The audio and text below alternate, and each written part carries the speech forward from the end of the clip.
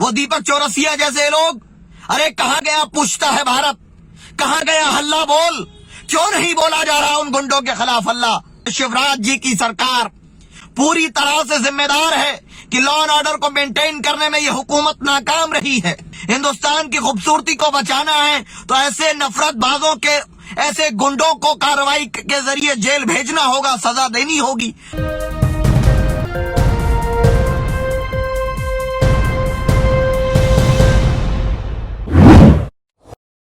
मंदसौर की घटना हो या उस जैसी घटनाएं पूरे हिंदुस्तान में कहीं भी घटती हैं, वो देश को कमजोर करने के षड्यंत्र और साजिश से ज्यादा कुछ भी नहीं है।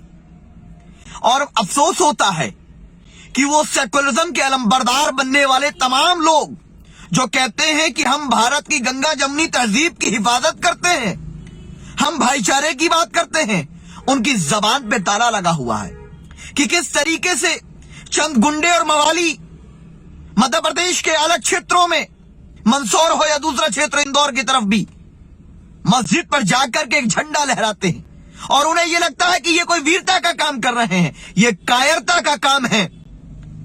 इस तरह की कायरता और गुंडई से धर्म बड़ा नहीं होता, बल्कि उस मानसिकता का, उस धर्म का अपमान होता है जिस धर्म के नाम पर आप ये गुंडागर्दी कर रहे हो। हम लोग किसी भी धर्मस्थल के घेरने के, किसी भी धर्मस्थल के गिराने के खिलाफ हैं, किसी भी मजहबी पेशवा के खिलाफ बेहुदा बात करने के खिलाफ है। अगर कोई श्री राम के खिलाफ बकवास करता है, उसके भी खिलाफ है। अगर कोई प्रॉफिट मोहम्मद सल्लल्लाहु अलैहि वसल्लम के खिलाफ कोई बात करता है, उसके भी खिलाफ है। किसी भी मजहबी पेशवा, चाहे वो किसी मजहब का हो, उसके खिलाफ जो इस तरह की बकवास करते हैं, उनके खिलाफ है।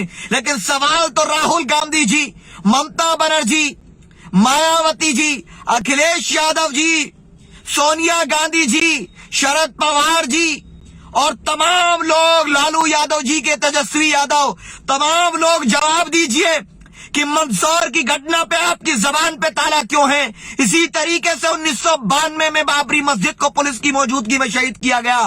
पार्लियामेंट और सुप्रीम कोर्ट में तहख्खुन देने के बाद बाबरी मस्जिद को चंद गुंडों ने शहीद किया था। ये सुप्रीम कोर्ट ने भी अपने हलफनामे, अपने स्टेटमेंट में, अपने जजमेंट में कहा है। उसी तरीके से मंदसौर की घटना दोहराई गई। मेरठ में पलायन के लिए मुसलमानों ने मजबूर हुए, उन्होंने अपने घर पे लगाया। कल आज हम उन परिवारों से मिलने जा रहे कि नहीं, ये देश आपका है, कोई पलायन की जरूरत नहीं, हम आपके साथ खड़े हैं, किसी को पलायन नहीं करने देंगे, कोई जरूरत नहीं है। कहां गए अखिलेश यादव जी जो बार बार ट्वीट करते हैं?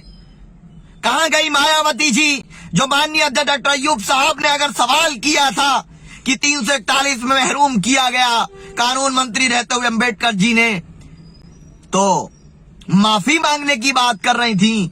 आज बहन जी कहां गई आप? कहां गई प्रियंका गांधी जी? मेरठ के अंदर, क्रांतिकारी के धरती के अंदर एक जगह है मवी मीरा, वहां पर चंद बवाली लोगों ने ये दबाव बनाने का और ये षड्यंत्र रचा जिससे मजबूर होकर के वहां के अल्पसंख्यक यानी मुसलमान पलायन के लिए उन्होंने पोस्टर्स लगाए। मैंने उनसे बात की, प्रशासनिक अधिकारियों से बात की कि किसी को भी पलायन नहीं करने देंगे। कोई किसी से डर कर पलायन नहीं कर सकता हिंदुस्तान में। हिंदुस्तान सबका है, हर जाति का, हर समाज का है, हर वर्ग का है। कोई किसी का शोषण नहीं कर सकता हिंदुस्तान के अंदर। और मेरठ में हम किसी के साथ ये घटना नहीं घटने देंगे। ना किसी मुसलमान को मजबूर होकर के पलायन करना पड़ेगा, ना किसी दलित को मजबूर होकर के पलायन करना पड़ेगा, ना किसी गुजर को, ना जाट को, ना प्रजापति को, पाल को, मौर्य को, किसी को भी मजबूर होकर पलायन नहीं करना पड़ेगा। मेरठ के अंदर ऐसा हम नहीं होने देंगे। हमारी बात हुई है, आज भी हम परिवारों से भी लगातार बात हो रही है और हमें उम्मीद है कि बहुत जल्द उसका हल निकलेगा। ये देश सबका है, लेकिन ये घटनाएं जो घट रही हैं वो देश को कमजोर कर रही हैं। पूरी दुनिया में देश की बेइज्जती हो रही है। एक तरफ हम पाकिस्तान को सवाल करते थे, लेकिन याद रखिए पाकिस्तान में भी घटना घटी इसके विपरीत, लेकिन पाकिस्तान की सुप्रीम कोर्ट ने सो मोटो लेकर कार्रवाई कर दी, लेकिन हमारे यहां सब खामोश है।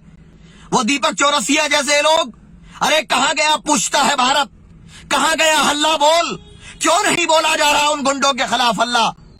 किससे डरते हैं आप? और पूरी तरह से शिवराज जी की सरकार पूरी तरह से जिम्मेदार है कि लॉ एंड ऑर्डर को मेंटेन करने में यह हुकूमत नाकाम रही है। और हम लोग यही मांग करते हैं कि हिंदुस्तान अलग अलग परंपराओं का, धर्म, जातियों का, भाषाओं का देश है और यही हिंदुस्तान की खूबसूरती है। हिंदुस्तान की खूबसूरती को बचाना है तो ऐसे नफरतबाजों के, ऐसे गुंडों को कार्रवाई के जरिए जेल भेजना होगा, सजा देनी होगी। अगर यही अनारकी होगी, अन्याय होगा, तो याद रखिए सब्र का पैमाना लबरेज होगा। और अगर सब्र की इंतहा टूटती है तो फिर याद रखिए कि उसके अंजाम अच्छे नहीं होते हैं। इन सब बातों को लेकर हमारा ये अज़म और हौसला है कि हिंदुस्तान की यकजहती के लिए, हिंदुस्तान के तमाम लोगों के अधिकारों के लिए हम संघर्ष करते रहेंगे इंशाअल्लाह। सभी अहम खबरों के लिए न्यूज़ MX को सब्सक्राइब करें, साथ ही बेल आइकॉन को जरूर दबाएं। लाइक, शेयर, कमेंट करना ना भूलें।